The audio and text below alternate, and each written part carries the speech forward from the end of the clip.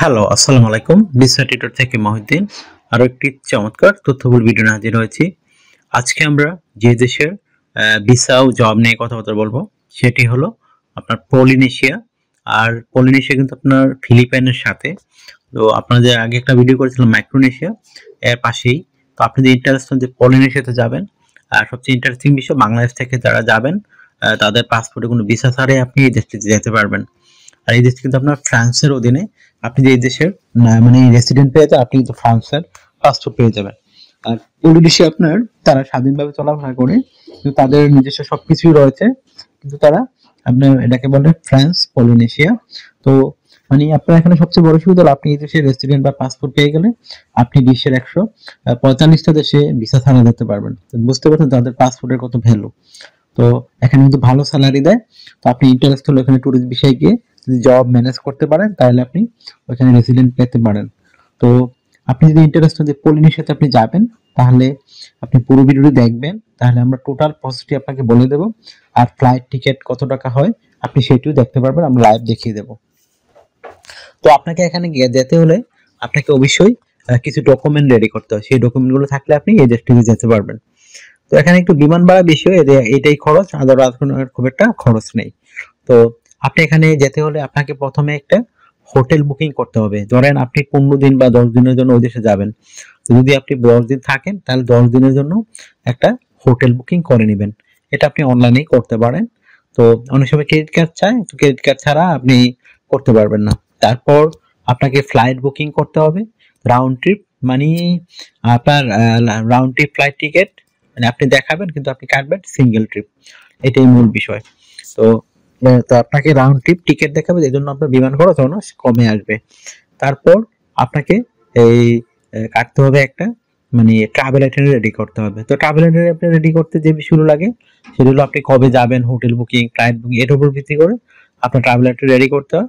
আর আপনি travel itinerary ধরেন 10 দিন থাকলে আপনি ওই দেশে গিয়ে কি করবেন 10 দিন, সেই বিষয়গুলো একটু সুন্দর করে সাজিয়ে গুছিয়ে আপনি প্রতি পেজে পেজে ব্যাখ্যা করতে হবে। তাহলে হয়ে গেল আপনাকে ট্রাভেল আইটেনারি। তারপর রেডি করতে হবে একটা আপনাকে কাভার লেটার। তো কাভার লেটার আপনি নর্মালি কিভাবে রেডি করবেন? তো কাভার লেটার যে বিষয়টি কাজ করে সেটি হলো আপনার যে বিষয়টি সেটি হলো এই মানে আপনি চাকরির যে কাভার লেটার সেটা কিন্তু একটা ডিফারেন্ট হয়। এটা কিন্তু আপনি ভিজিট ভিসা যাবেন। তো এই জন্য আপনার ডিফারেন্ট হবে এরকম। আপনি পলিনেশিয়া কেন যেতে চান এবং আপনি ওখানে গিয়ে কতদিন থাকবেন, মানে কি কি কাজ করবেন একটু সংক্ষিপ্ত করে বর্ণনা করবেন। আর আপনার সাথে বিভিন্ন ডকুমেন্ট রয়েছে, সেই ডকুমেন্টগুলোকে টোটাল লিস্ট দিয়ে দিবেন।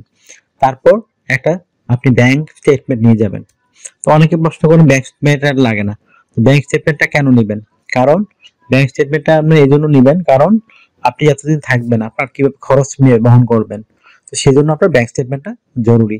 ব্যাংক স্টেটমেন্টে যে বিষয় রয়েছে সেটি হলো আপনি কি করবেন এখানে, এই জাস্ট আপনার করে দিবেন, মানে আপনি যখন ব্যাংক থেকে ব্যাংক স্টেটমেন্ট নেবেন আপনি ডলারে নেবেন, তাইলে আপনার হয়ে গেল।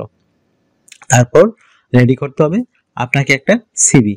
তো সিভিটি থাকলেই বোঝায় ধরেন আপনি যদি জব করতে চান রেস্টুরেন্টে, তো এটা রেস্টুরেন্ট টাইপের জব, আপনি সিভি রেডি করে নিয়ে যাবেন। আর সিভিটি থাকলে বোঝায় যে আপনি একজন মানে জব হোল্ডার বা বিজনেসম্যান, আপনি যে টাইপের কাজ করেন সেই অনুযায়ী রেডি করে নেবেন।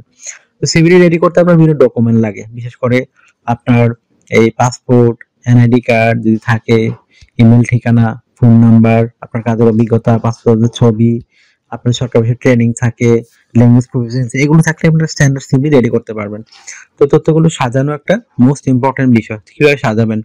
প্রথমে আপনার এনআইডি কার্ড, পাসপোর্ট অনুযায়ী আপনার name, personal details, contact details আপনি অ্যাড করে নেবেন। তারপর আপনার লিঙ্কডইন প্রোফাইলটি অ্যাড করবেন। লিঙ্কডইন প্রোফাইল অ্যাড করার পর আপনি আপনার পাসপোর্টের ছবিটি দিয়ে দিবেন। ছবিটি দেওয়ার পর আপনি দিতে পারেন আপনার কাজের অভিজ্ঞতা, ওয়ার্কিং হিস্টোরি, এডুকেশন ব্যাকগ্রাউন্ড। তারপর দিয়ে দিবেন আপনার যে রয়েছে বিশেষ করে সরকারি ট্রেনিং সার্টিফিকেট, সেটি অ্যাড করে দিতে পারেন। আপনার বিভিন্ন skill, digital skill, language proficiency, এগুলো আপনি অ্যাড করে দিবেন। তারপর আপনি অ্যাড করতে পারেন আপনার যদি ভলান্টিয়ার বা কোনো হবি থাকে, তো সেই হবিটি আপনি অ্যাড করতে পারেন। তো হয়ে গেল আপনার স্ট্যান্ডার্ড মানে সিভি। তো আপনি এইগুলো রেডি করে আপনি এই দেশটিতে যেতে পারবেন। তারপর শুধু আপনাকে কাটতে হবে একটা বিমান টিকিট।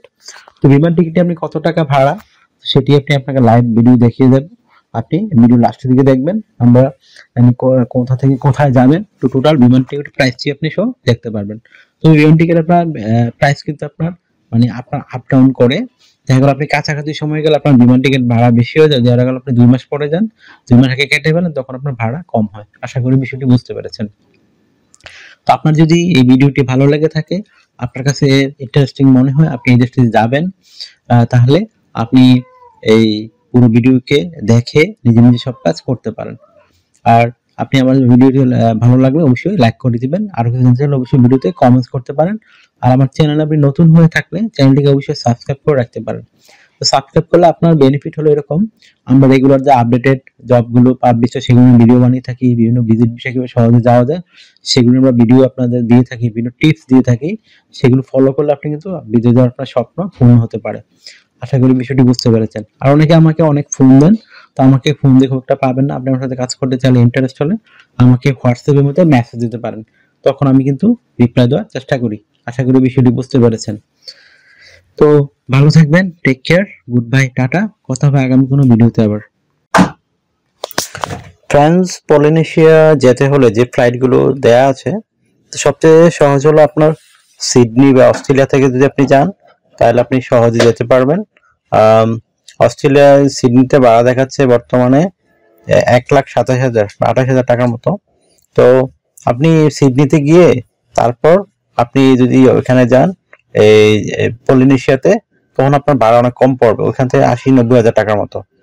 তো আশা করি বিষয়টি বুঝতে পেরেছেন। তো আমরা আপনাদের দেখাবো। তো আপনি এইভাবে গেলে আপনার কিন্তু কম টাকা খরচ। আর যদি সরাসরি আপনি বাংলাদেশ থেকে যান, তো আপনার প্রায় অনেক টাকা দেখাচ্ছে, 7 লাখ 6 লাখ এরকম টাকার মতো।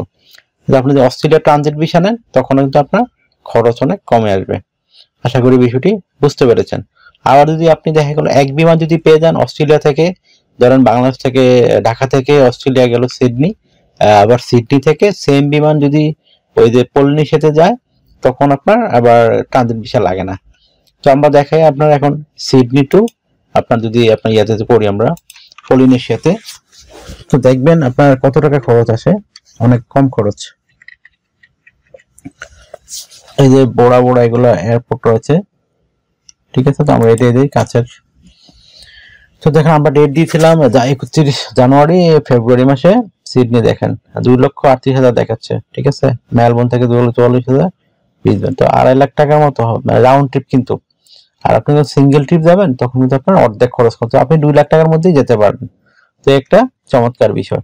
তো আশা করি বিষয়টি বুঝতে, আপনি এখান থেকে কিন্তু আপনি ইচ্ছা করলে ফ্লাইট টিকিট কাটতে পারবেন, ঠিক আছে। তো আপনারা এভাবে গুগল ফ্লাইটে গিয়ে বিভিন্ন ফ্লাইট চেক করে দেখতে পারেন। তো ভালো থাকবেন, টেক কেয়ার, গুড বাই, টাটা। কথা হবে আগামী কোনো ভিডিওতে আবার।